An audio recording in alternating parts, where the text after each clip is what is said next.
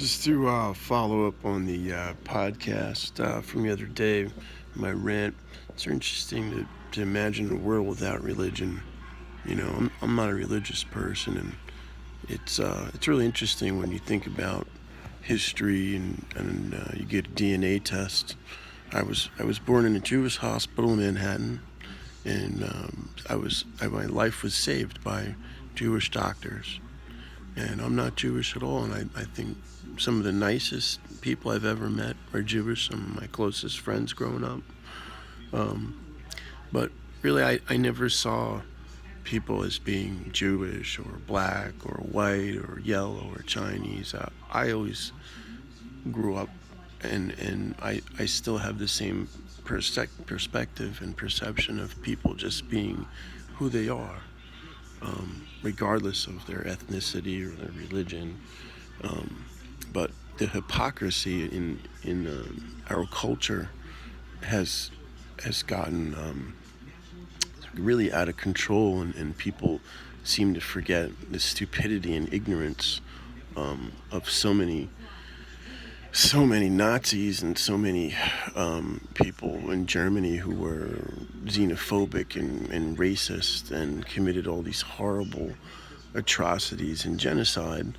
Um, a lot of them, unbeknownst, some of these Nazis like Hitler, Goebbels, were actually Jewish. They actually had Jewish blood and tried to hide that.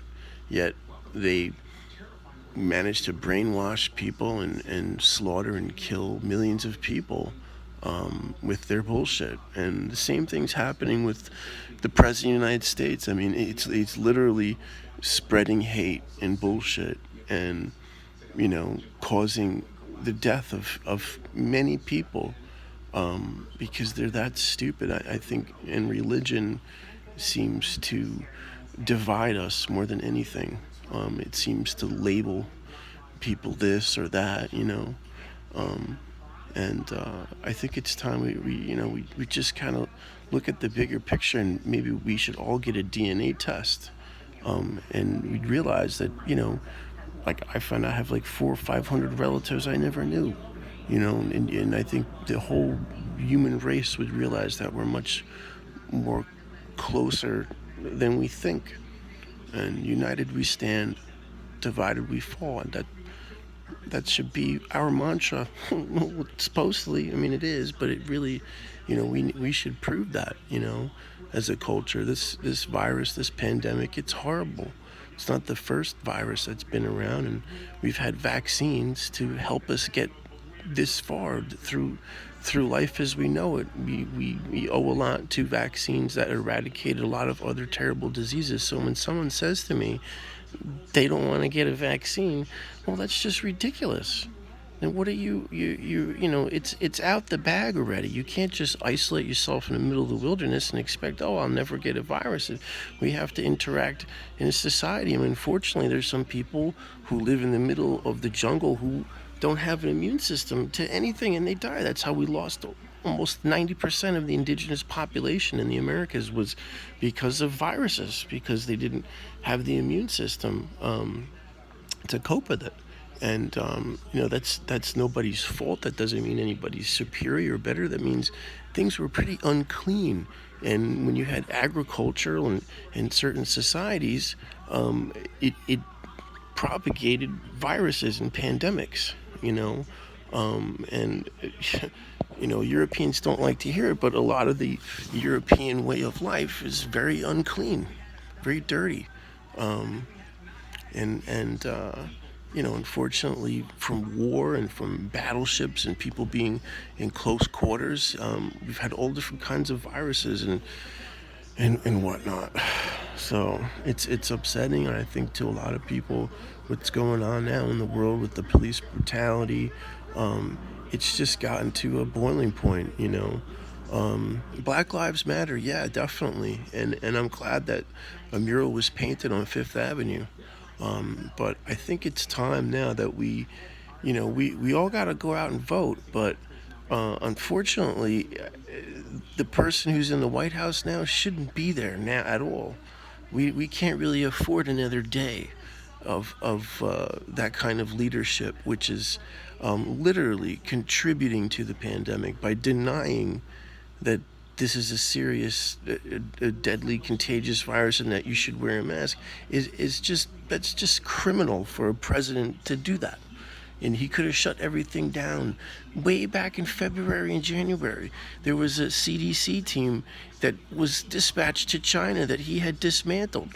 He said, "Oh no, that was under the Obama administration. Let's not do that." They were aware of this virus already back like in, I believe, December. And it could have been here in October, November, for all we know. But instead of closing the borders and quarantine and taking it seriously, oh, it's just a flu virus, it's just a cold. If you get exposed to enough of this, it replicates, and you can be totally healthy and die. That's the reality.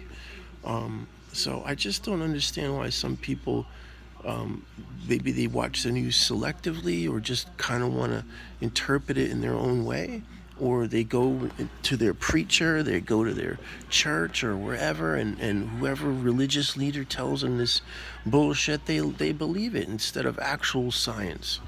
I'm blessed that my grandfather lived in India for 12 years and traveled all over India as a doctor, healing people with penicillin. He was the first person to manufacture and administer penicillin, give it to another human being. And after the war, he went back to Germany. The British had captured him, and they were in prison for about 6 years just for having a German passport. He was against the Nazis, but he was a doctor and working for Herx Pharmaceutical Company in India, and cured a lot of people who would have died without penicillin, and a very powerful antibiotic. So, when we look at people's fears of the unknown, it's just that, people. It's just fear of the unknown. Science is the truth. It's the reality. Can you imagine how silly it would be for someone who has an infection to say, "Oh no, I don't want to take penicillin. I'm just going to let myself die," because penicillin is some evil, dangerous substance, or whatever, superstition that people have about, things that they don't understand. And unfortunately, this country has not invested its money towards fighting disease and curing disease the way we really should. And I'm disappointed in a lot of the billionaires, even the ones I've worked for, especially. What are they doing? Like, for example, I worked for the previous mayor. His company, made him quite a bit of money. What does he do? He takes the money and 150 million just to run for president for yourself. Wow, 150 million, that's a lot of money.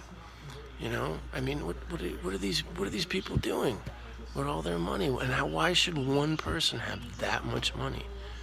And they say they do this and philanthropy and all that, but if they really were forced to pay more taxes and to pool their money together, like the Bill and Melinda Gates Foundation does, pool it and actually enact change throughout the world would be a better place. It really would. We could end our dependence on fossil fuel and enact universal solar energy legislation. And we could still have a separation of church and state, people free to believe whatever they want to believe, but not when it interferes with decisions. Like stem cell research. Stem cell research was banned under the George W. Bush administration, solely because he was a Methodist and he thought embryonic stem cell was killing a fetus or something. I mean, it's just nonsense. And that's actually saved the lives of so many people, including my father. My father's had 2 stem cell transplants and immunotherapy, and has cured his cancer. So you tell me that, there should be God taught in school, and people, should tell kids that there's no such thing as evolution. I mean, that's just wrong. It's just wrong, Be free to believe whatever you want to believe, but not when, for example, there's a deadly pandemic, and, people really need to be more aware of how contagious it is, and controlling the spread, and telling people that, oh, it's God's going to protect us, or it's God's hands. I mean, how ridiculous is that? Anyway, I hope you enjoyed my podcast, and stay safe and wear a mask.